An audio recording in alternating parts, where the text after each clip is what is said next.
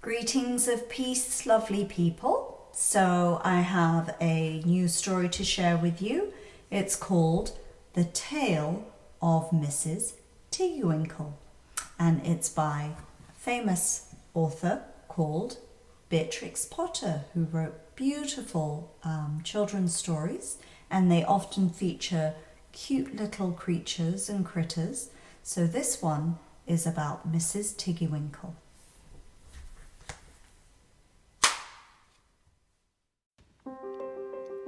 The Tale of Mrs. Tiggy Winkle by Beatrix Potter. Once upon a time, there was a little girl called Lucie who lived at a farm called Littletown. She was a good little girl, only she was always losing her pocket handkerchiefs. One day, little Lucie came into the farmyard crying. Oh, she did cry so. "I've lost my pocket hankin. 3 hankins and a penny. Have you seen them, Tabby Kitten?"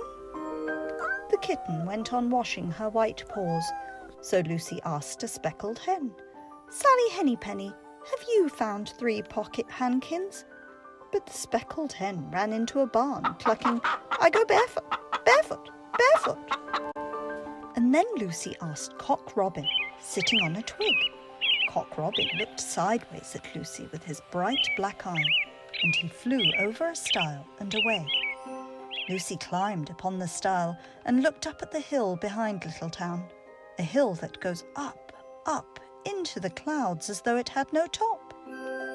And a great way up the hillside she thought she saw some white things spread upon the grass. Lucie scrambled up the hill as fast as her stout legs would carry her.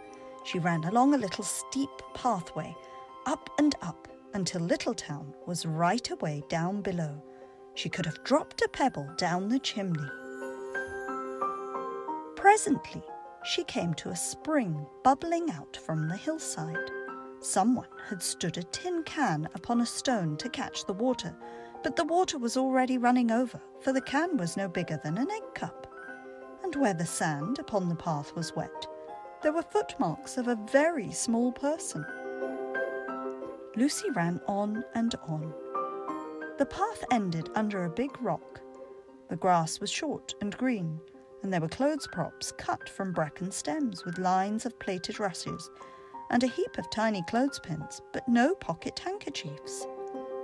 But there was something else, a door, straight into the hill, and inside it someone was singing. "Lily white and clean, oh, with little frills between, oh, smooth and hot, red rusty spot, never here be seen, oh." Lucie knocked once, twice, and interrupted the song. A little frightened voice called out, "Who's that?" Lucie opened the door, and what do you think there was inside the hill? A nice clean kitchen with a flagged floor and wooden beams, just like any other farm kitchen.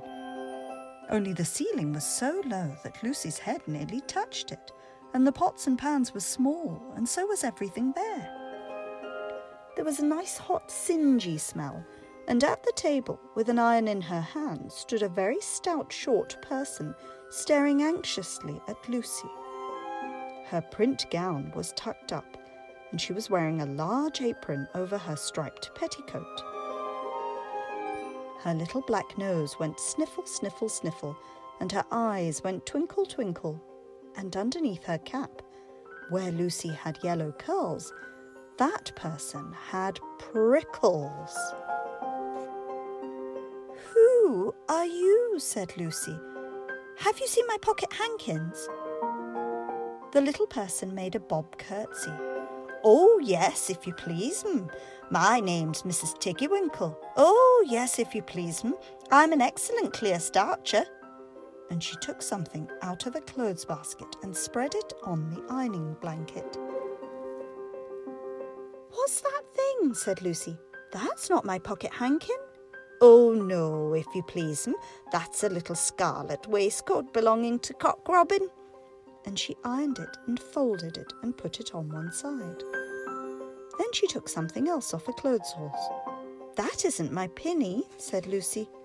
"Oh no, if you please, that's a damask tablecloth belonging to Jenny Wren. Look how it's stained with currant wine. It's very bad to wash," said Mrs. Tiggy Winkle. Mrs. Tiggy Winkle's nose went sniffle, sniffle, sniffle, and her eyes went twinkle, twinkle, and she fetched another hot iron from the fire. "There's one of my pocket hankins," cried Lucie, "and there's my pinny." Mrs. Tiggy Winkle ironed it and goffered it and shook out the frills. "Oh, that is lovely," said Lucie. "And what are those long yellow things with fingers like gloves?" "Oh, that's a pair of stockings belonging to Sally Hennypenny. Look how she's worn the heels out with scratching in the yard.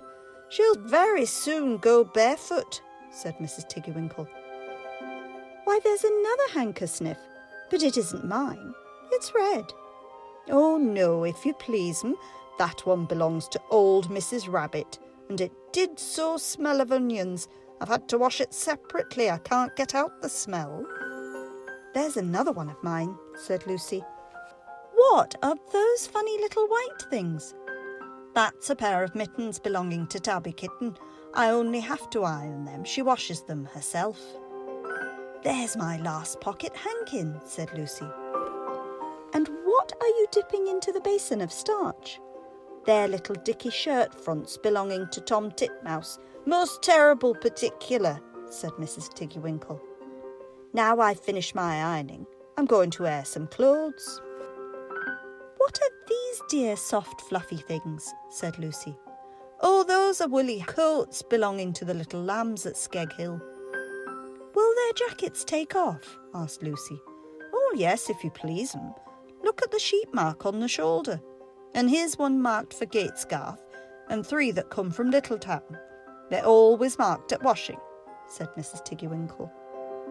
And she hung up all sorts and sizes of clothes, small brown coats of mice, and one velvety black moleskin waistcoat, and a red tailcoat with no tail belonging to Squirrel Nutkin, and a very shrunk blue jacket belonging to Peter Rabbit, and a petticoat not marked that had gone lost in the washing. And at last the basket was empty. Then Mrs. Tiggy Winkle made tea, a cup for herself and a cup for Lucie. They sat before the fire on a bench and looked sideways at one another. Mrs. Tiggy Winkle's hand holding the teacup was very, very brown and very, very wrinkly with the soap suds, and all through her gown and her cap there were hairpins sticking wrong end out, so that Lucie didn't like to sit too near her. When they had finished tea, they tied up the clothes in bundles, and Lucie's pocket handkerchiefs were folded up inside her clean pinny and fastened with a silver safety pin. And then they made up the fire with turf and came out and locked the door and hid the key under the doorsill. Then away down the hill trotted Lucie and Mrs. Tiggy Winkle with the bundles of clothes. All the way down the path little animals came out of the fern to meet them. The very first that they met were Peter Rabbit and Benjamin Bunny. And she gave them their nice clean clothes, and all the little animals and birds were so very much obliged to dear Mrs. Tiggy Winkle. So that at the bottom of the hill, when they came to the stile, there was nothing left to carry except Lucie's one little bundle. Lucie scrambled up the stile with the bundle in her hand, and then she turned to say "Good night" and to thank the washerwoman. But what a very odd thing! Mrs. Tiggy Winkle had not waited either for thanks or for the washing bill. She was running up the hill, and where was her white frilled cap? And her shawl, and her gown, and her petticoat? And how small she had grown, and how brown and covered with prickles! Why, Mrs. Tiggy Winkle was nothing but a hedgehog. Now some people say that little Lucie had been asleep upon the stile, but then how could she have found 3 clean pocket hankins and a pinny pinned with a silver safety pin? And besides, I have seen that door into the back of the hill called Cat's Bells, and besides, I am very well acquainted with dear Mrs. Tiggy Winkle.